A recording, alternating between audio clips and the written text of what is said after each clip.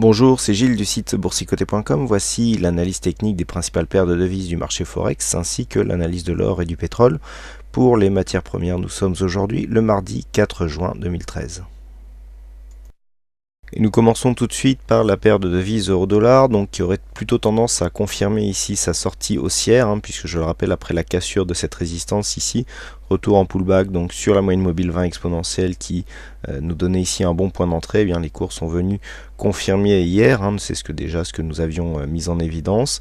Alors on confirme la continuité puisque en fait cette zone ici qui était quasiment devenue une zone de point haut, les 1,30-43, eh bien constitue maintenant une zone de point bas puisque suite à cette phase d'exagération ici temporaire, les cours sont revenus. On est revenu ici confirmer quasiment cette même zone avant de marquer un point bas et de remonter. Alors attention toutefois, d'un point de vue court terme, le fait d'avoir eu ici ces deux points hauts quasiment au même niveau avec un point bas entre les deux qui se situe à 1,3051 peut poser un problème puisque nous avons ici une cassure de cette zone, ce qui aurait tendance à valider un double top. Alors on est remonté au-dessus, mais on n'a pas cassé ici la ligne de point haut qui se situe légèrement au-dessus des 1,31. Donc attention, une cassure ici de cette zone des 1,3050 nous donnerait un potentiel de 50 pips, juste de quoi redescendre ici sur les 1,30 pour valider justement ce signal de double top. Malgré tout, même si dans cette éventualité, si nous redescendions sur 1,30, on ne ferait ni plus ni moins que retrouver une ancienne zone de point haut qui du coup pourrait être confirmée comme zone de point bas et donc confirmer une continuité du mouvement haussier qui est en cours. Donc là pour l'instant il n'y a vraiment pas trop de risques. Nous avons ici une ligne dynamique qui est à peu près celle-ci. Bon, si on venait ici sur 1,30, il faudrait repositionner, peut-être se placer ici sur cette zone de point bas qui, bon, du fait de la volatilité ici, semblait moins significatif. Mais tant que l'on reste, en tout cas, ce qui est sûr, c'est qu'à contrario, tant que l'on reste ici au-dessus de cette ligne de force, eh bien, la tendance reste dans sa dynamique et reste bien sûr haussière. Il faudrait quand même confirmer de nouveau plus haut puisque nous avons, du point de vue de l'amplitude par rapport justement à cette zone de support, une amplitude qui est déjà en décroissance par rapport au nouveau point haut, par rapport ici à cette zone de support. Donc attention à ça. Donc deux choses à surveiller, une possible cassure ici à la hausse des 1,3106 eh bien validerait une continuité du mouvement haussier.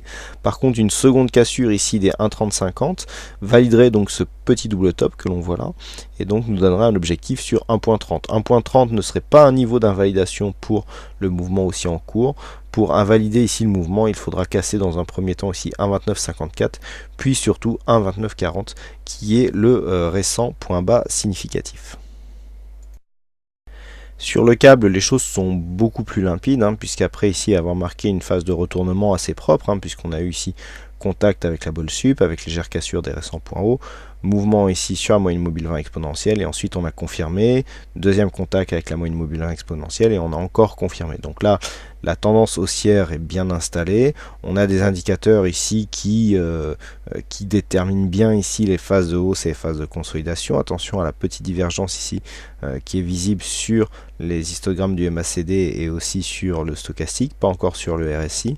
Donc pour l'instant, on est quoi qu'il en soit sur une phase haussière et ce, tant que l'on restera ici au-dessus de cette zone de support définie pour le moment par ces deux points bas significatifs. La moyenne mobile 20 exponentielle est proche de cette zone, donc un retour ici sur cette moyenne mobile est toujours prévisible et ne constitue pas pour l'instant de danger du fait que cette moyenne se situe au-dessus de cette zone de support. Donc pour l'instant, on est haussier. Alors, bon, qui plus est, on se place dans un contexte ici de retournement qui intervient après une vague de baisse assez conséquente qui correspond à une sortie de tendance moyen terme avec ici ce double bottom, un double bottom validé aussi assez proprement puisque l'on casse ici la ligne de haut, on revient chercher cette ligne en pullback comme zone de point bas et puis on confirme l'objectif. Donc on est pour l'instant dans la continuité de cette phase de retournement. Donc du point de vue court terme, il n'y a pas grand chose de plus à dire. Donc on est haussier, ici on peut venir consolider jusque un 52, 60, 50 même, sans pour autant remettre en cause la tendance en cours. Vous voyez que le dernier point haut significatif se situe ici sur cette résistance à 1,5244. Donc même au pire, si les cours venaient casser la ligne de support et chercher un point bas sur cette zone, il n'y aurait rien de grave actuellement. Donc le câble toujours en tendance haussière court terme.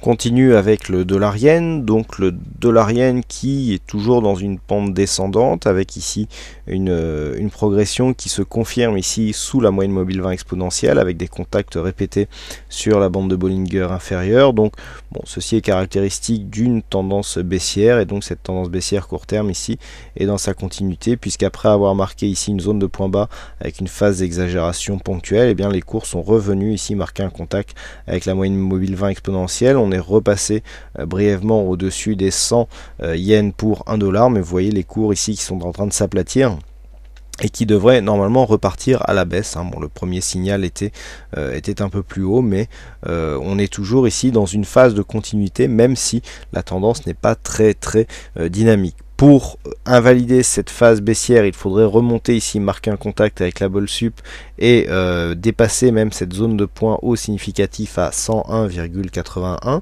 Tant que nous restons sous cette zone et surtout bien en dessous ici, cette moyenne mobile 20 exponentielle, et bien la tendance reste orientée à la baisse, tendance baissière qui serait confirmée sur une cassure de ce point bas des 98,86. Et puis on passe aux matières premières avec l'or, donc l'or qui se situait pour l'instant sur une tendance plutôt haussière, même si la dynamique n'était pas très forte. On restait ici au-dessus de cette zone de support, et puis ce support ici est en train de casser. Donc pour l'instant on a plutôt neutralisé la dynamique, les oscillations se font à l'intérieur des bandes de Bollinger, sans contact avec l'une ou l'autre de ces bandes. Là on a une neutralisation, ce qui est d'ailleurs est confirmé ici par la cassure de cette zone de support. On avait déjà eu ici ce que je pourrait être tenté d'appeler une pré-cassure avec ici cette attaque, et puis on était remonté sans réellement attaquer la dynamique. On n'a pas dépassé le dernier point haut, on n'a pas fait d'attaque franche sur la Bollinger supérieure. Donc ici on est revenu directement entre ces bandes. On recasse ici la zone de support. Donc là clairement depuis cette phase ici on s'inscrit quasiment dans une phase de range avec une zone de point haut à 1416 et une zone de point bas qui se situerait ici à 1384. Donc pour l'instant on oscille dans cette zone. Il n'y a pas réellement de dynamique prédominante du point de vue court terme, même si du point de vue moyen long terme on se place dans une phase baissière. On peut voir que du point de vue court terme, voilà, on est vraiment au milieu ici de cette phase de hausse. On a ici de baisse, pardon. On a ici une phase de baisse qui a rebondi, et là ici on attendait une confirmation, mais finalement on a marqué un point bas supérieur au précédent. On ne rebondit pas franchement, donc c'est un petit peu ce que je vous avais dit précédemment. Tant que l'on ne dépasse pas ici soit à la baisse cette zone de point bas qui se situe à 1338, soit cette zone de point haut qui se situe à 1490, il n'y a pas de réelle tendance de fond. On avait ici une petite dynamique, on a cassé cette dynamique pour se placer dans un bien neutre court terme. Voilà, ça résume actuellement les mouvements sur l'or qui sont assez hésitants, même si d'un point de vue court terme on peut arriver à anticiper certaines choses. Quoi qu'il en soit, les indicateurs ne nous indiquent pas grand chose justement, puisqu'on est quasiment neutre à tous les étages. Bon, seul le MACD ici donne quelques petites oscillations, mais des signaux très hésitants.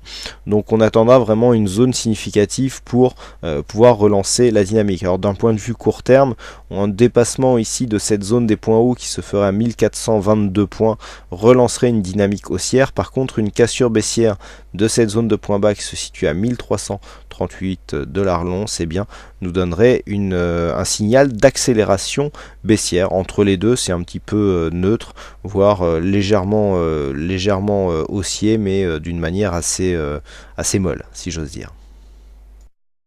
Et enfin on termine avec le WTI, donc le WTI qui, après avoir fait ici une fausse sortie, je vous avais dit que le fait de revenir ici et de repasser au-dessus de cette moyenne mobile 20 exponentielle pouvait amoindrir le signal de baisse, puisque on a cassé ici cette zone de résistance, on est repassé au-dessus de cette moyenne mobile 20 exponentielle. Bon, on avait quand même une cassure dans la dynamique, et puis ce qu'il y a eu, c'est que les cours sont revenus ici sur cette zone des 92,50. J'ai légèrement déplacé la zone de support qui paraît plus significative sur cette valeur, et on a ici suite à la phase de hausse court terme, une petite phase de consolidation avec donc un retour sur cette zone des 92,50 et donc déclenchement d'un mouvement haussier assez dynamique qui est venu marquer un contact ici avec la bande de Bollinger supérieure, ce qui confirme bien la fin de cette dynamique ici, puisque une dynamique baissière normalement n'a pas de contact avec la bande de Bollinger, ou alors c'est que la dynamique n'est pas assez forte ou pas assez